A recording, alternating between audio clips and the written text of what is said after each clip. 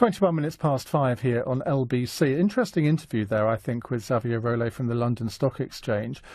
Someone's just texted me to say that their job is monitoring financial newspaper cuttings, and they say they haven't seen a single cutting where this prediction has been made before, that 100,000 jobs would be lost in the clearing operations if we leave the EU. Well, Arron Banks joins me live in the studio. You can watch us live at lbc.co.uk or on our Facebook page on Facebook Live. Arron, thank you very much for coming in. I've been trying to entice you into the studio for many, many weeks. It's a pleasure, Iain. Let's just explain to people who you are before we go on to the substance.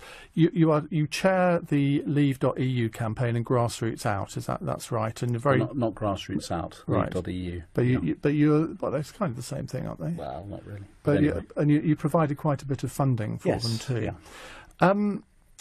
Let's just start with that interview I did with the Chief Executive of the London Stock Exchange. I mean, some people say, well, that's another example of Project Fear, 100,000 jobs to go in the city.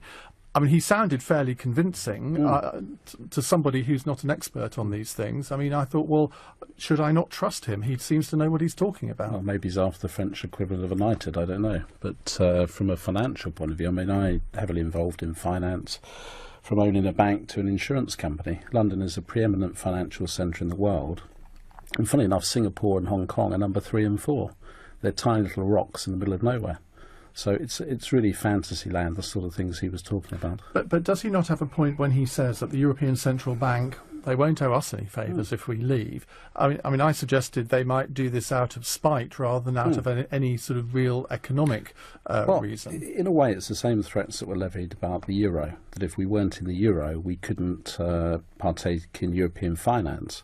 Now we've got so many hedge funds in London, we don't know what to do with them, probably too many. Loads of branches of foreign banks, and a market that's the number 1 in the world. It's just pure scaremongering on that epic level. Well, I'll ask the Chancellor of the Exchequer about this a little bit later. Let's move on to the